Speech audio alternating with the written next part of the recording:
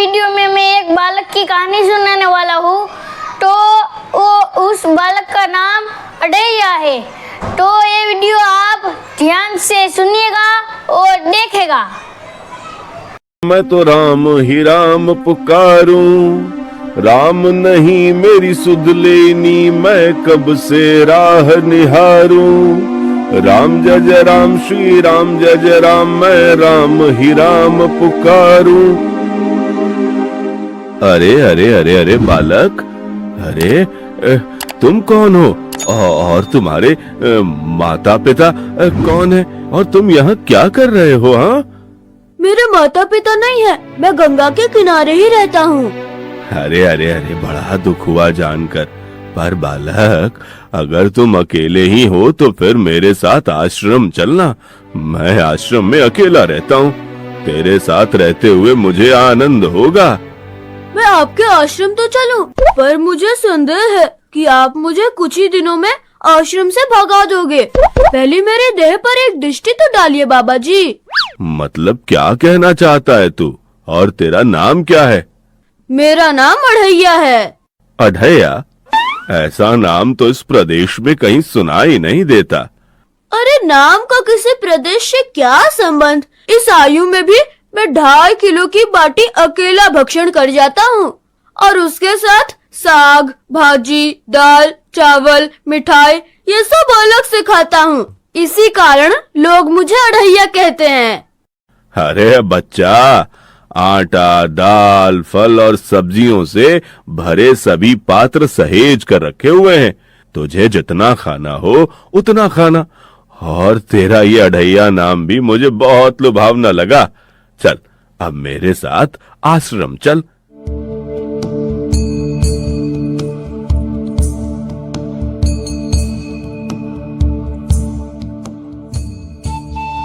आप जितना काम बोलोगे सब कर दूंगा बाबा जी, लेकिन भोजन खिलाने में कोई कमी मत करना।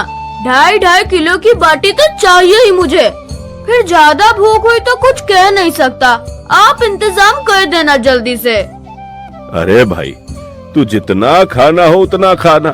लो, ये रहा हमारा आश्रम। यहाँ तुझे जितना खाना हो उतना खाना। लेकिन हमारे आश्रम का एक नियम है कि एकादशी के दिन उपवास होता है। मतलब उपवास में क्या करना होता है? उस दिन आश्रम में चूल्हा नहीं जलेगा। उस दिन भूखा ही रहना पड़ेगा। वो महीने में कितनी बार आती है? एकादशी 2 बार, एक पूर्णिमा की एकादशी और दूसरी अमावस्या की। तो 2 दिन भूखा रहना पड़ेगा। हाँ। नमो नारायण, मैं जा रहा हूँ। पर क्यों? नहीं बाबा जी, एकादशी के उपवास करने पड़े ये मुझे पसंद नहीं। ठीक है, उपवास के दिन तू फल खा लेना, भर पेट, और दूध पी लेना जितना पी सके। अब तो ठीक है ना? नहीं बाबा जी, बाटी तो चाहिए ही 2.5 किलो की, वरना मेरी भूख नहीं मिटेगी। पर आश्रम का नियम है। वो जो भी नियम हो, या तो नियम सुधारो या तो मुझे जाने दो। तो ठीक है, तू चाहे जितना भोजन कर, पर आश्रम में चूल्हा नहीं जलेगा। यदि तेरी यही इच्छा है तो तुम्हें अपना भोजन स्वयं ही बनाना होगा। कहो, क्या तुम्हें भोजन बनाना आता है? मुझे बचपन से ही गरीबी ने अनेक कलाएं सिखा दी है। रसोई बनाना भी मुझे भली भांति आता है। तो फिर आटा सब्जी लेके आश्रम से दूर जंगल में जाके वहां रसोई बनाकर पा लेना।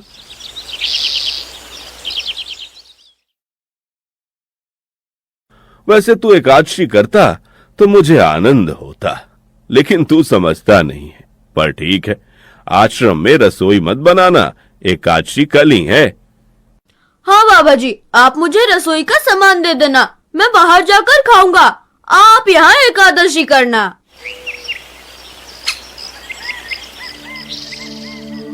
बेटा, अभी भी कह रहा हूँ, आश्रम के नियम का उल्लंघन मत कर। बाबा जी, तो फिर आप मुझे जाने दो।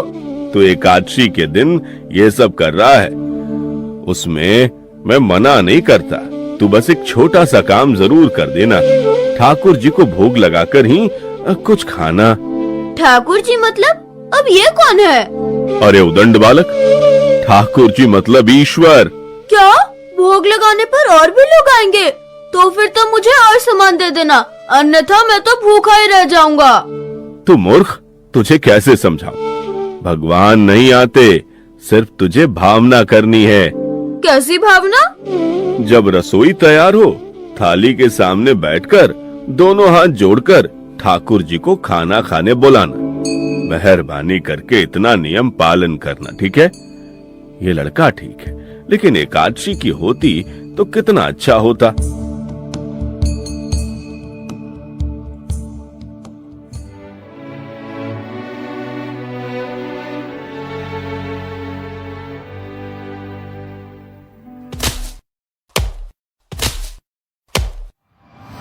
गुरुदेव के ठाकुर, अब खाना खा लो। स्वामी, भोजन तैयार है, कृपया आइए। प्रभु, आप इतनी जल्दी किस और प्रस्थान कर रहे हैं? सब कुछ ठीक तो है? देवी, चिंता मत करो। मेरा एक भक्त गहरी श्रद्धा से मेरा स्मरण कर रहा है। मैं शीघ्र ही लौट आऊंगा। आपका जाना तो आवश्यक होगा ही प्रभु। बस जल्द वापस आ जाइए, मैं प्रतीक्षा करूंगी। अवश्य देवी, मैं अपने भक्त का मन शांत करके तुरंत वापस आ जाऊंगा। गुरुदेव के ठाकुर, आप खाना खा लो। ओ भैया, आप कौन हो?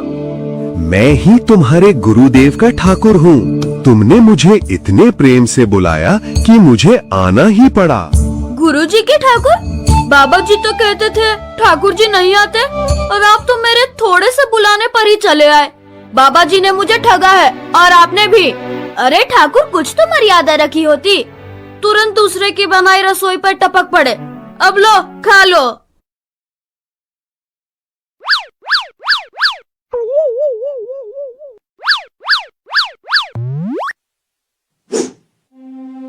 तू आ गया? तूने एकादशी नहीं की? मुझे अच्छा नहीं लगा। भरपेट खाया तूने? मैं खाऊं क्या? वहाँ तो ऐसा लग रहा था जैसे पूरी रसोई जादू से गायब हो गई। सब उड़ा उड़ा के खा गए और मैं बस देखता रह गया। ये आपके ठाकुर मान मर्यादा और विवेक कुछ समझते भी हैं, या यूँ मुझे परेशान करने की ही ठान रखी है आप दोनों ने? एक तो तूने एकादशी नहीं की और ठाकुर को क्यों अपवाद कर रहा है? हाँ? अरे तो अब मैं क्या करूं? आपने जैसा कहा था वैसे ही मैंने हाथ जोड़कर बोला, गुरुदेव के ठाकुर पधारो। और हुआ क्या? जैसे पहले से ही तैयार बैठा हो, आते ही सीधे खाने पर टूट पड़ा।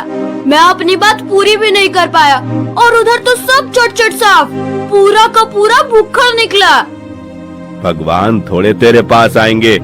एक तो खाना भी खा लिया और झूठ भी बोल रहा है। मैं झूठ नहीं बोलता बाबा जी। हाँ,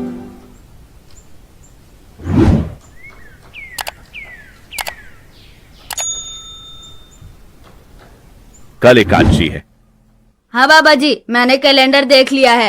कल मैं 1.5-2 किलो नहीं, पूरे 5 किलो आटा लूंगा, क्योंकि आपका ठाकुर आता है। 2.5 किलो का खाना उनका और 2.5 किलो का मेरा। तुझे जितना लेना हो उतना ले लेना। या तो तेरी खुराक बड़ी होगी, या तो मेरे मित्र आए होंगे खाने। ठाकुर जी को अपवाद क्यों कर रहा है?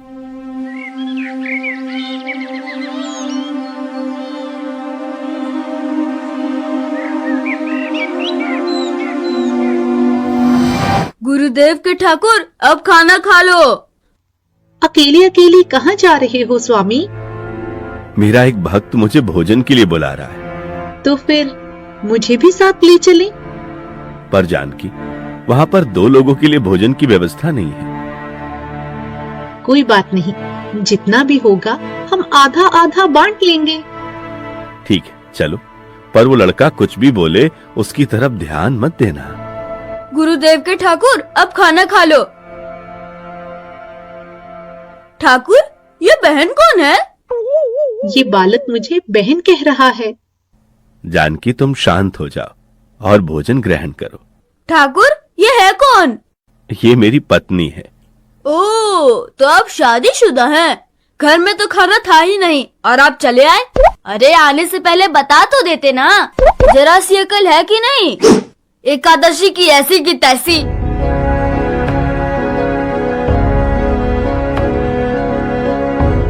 आज क्या हुआ? मुझे ज्यादा बुलाओ नहीं, और इनका परिणाम अच्छा नहीं आएगा बाबा जी। पर क्या हुआ? आपको तो सब पता होगा ना कि ठाकुर तो आएगा, लेकिन वो शादीशुदा है। ये बात भी बतानी चाहिए थी ना। शादीशुदा है मतलब? हाँ, अब नादान मत बनिए बाबा जी। दोनों पति पत्नी आए थे, निर्लज और चुपचाप हंसते थे। मैं कितना भी गुस्सा करूं, पर उनको कोई लेना देना ही नहीं। दोनों खाके चले गए। अरे वो बहन अपने घर में रसोई नहीं बनाती होगी। क्या बकवास कर रहा है?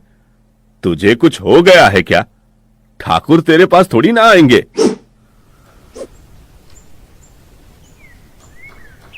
कल एकादशी है।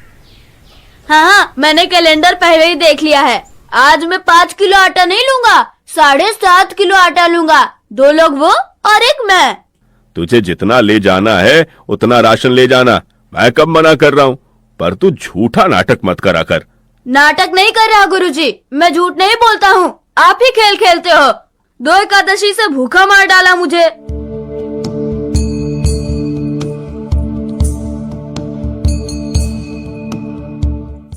गुरुदेव के ठाकुर, अब खाना खा लो। आप अकेले अकेले कहाँ जा रहे हैं? मैंने रात दिन आपकी सेवा की है और भंडारा खाने आप अकेले जाओगे? लक्ष्मण, तुम्हारा स्वभाव बहुत गर्म है और वो लड़का कुछ भी बोले, पर तुम उसे कुछ नहीं बोलोगे। ठीक है भैया, जैसा आप कहें, नहीं बोलूंगा। गुरुदेव के ठाकुर, अब खाना खा लो। ओ भैया, ये दूसरा भैया कौन है? वो मेरा छोटा भाई है। क्या आप मुझे एक बार में नहीं बता सकते कि आपके घर में कितने लोग भूखे हैं? रोज एक नए व्यक्ति को ला बैठते हो। भैया, ये तो बड़ा क्रोध कर रहा है। लक्ष्मण, चुप रहो और भोजन में ध्यान दो।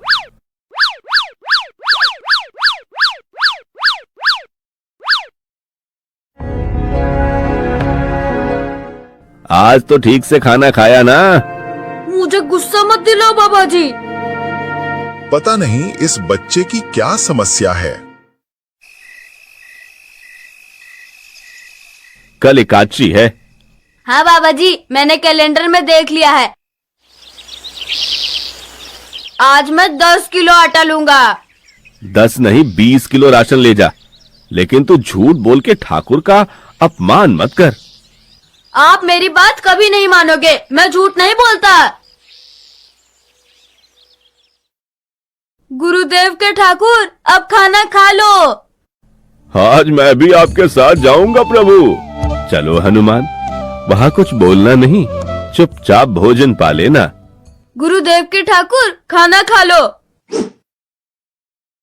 ठाकुर, अब ये दूसरे भैया कौन है? वो मेरा सेवक है। सब कुछ यूं ही छोड़कर अड़ैया क्रोधित होता हुआ आश्रम की ओर चल पड़ता है। कुछ दिन बीते और फिर नई एकादशी आने वाली थी, मगर अब अड़ैया का सब्र का बांध टूट चुका था। कल एकादशी है। हाँ, मैंने कैलेंडर पहले ही देख लिया है। आज मैं 12.5 किलो आटा ले जाऊंगा।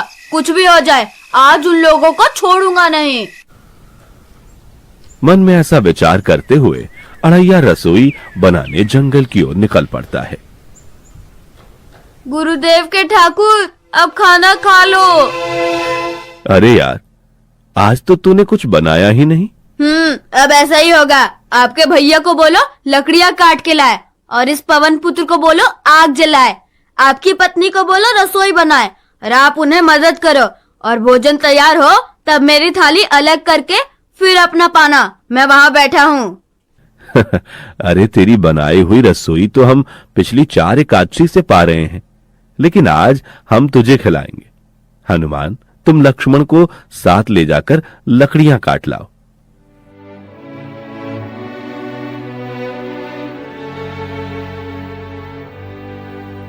अड़ैया वहीं नजदीक एक पेड़ के पास जाकर बैठ गया और उसने भगवान से कड़ी मेहनत करवाकर भोजन बनवा लिया।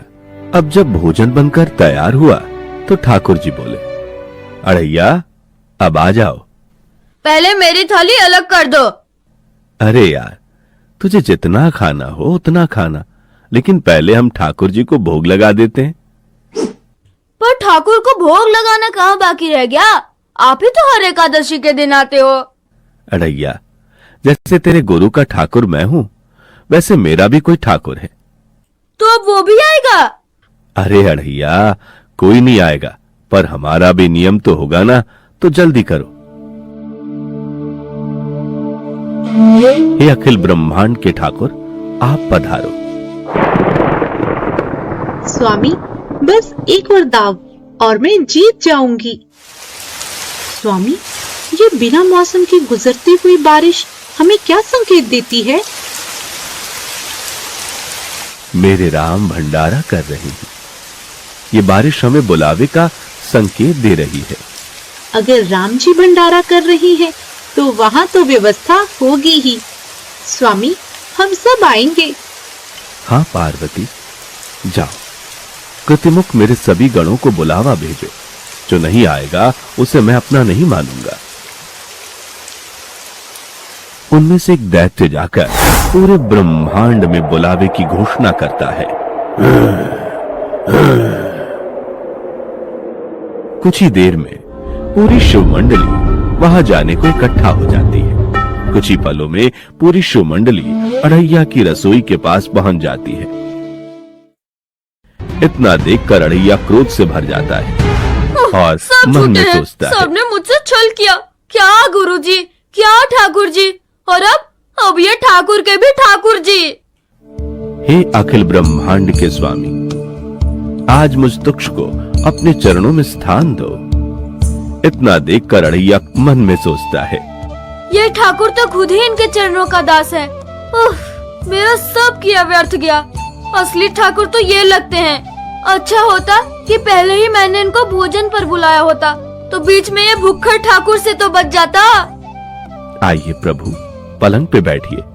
आओ अड़ैया, बैठो। मेरा आज एकादशी का उपवास है। अरे बैठो तो सही।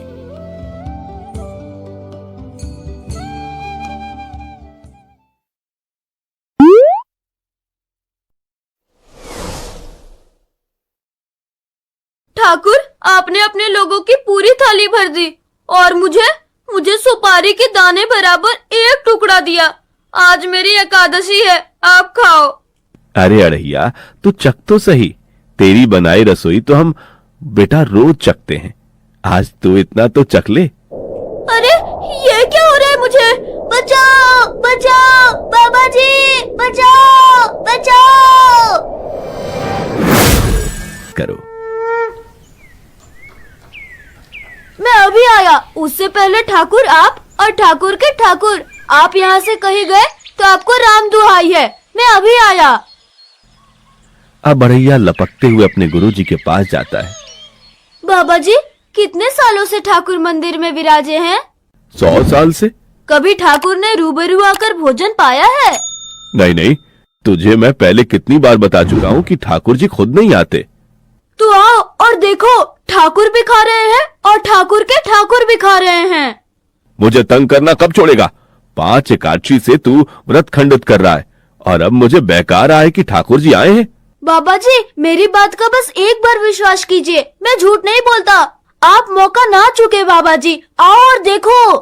अच्छा चल दिखा, क्या दिखा रहा है? अगर ये तेरी कोई शरारत निकली तो मैं तुझे श्राप का भागी बना दूंगा।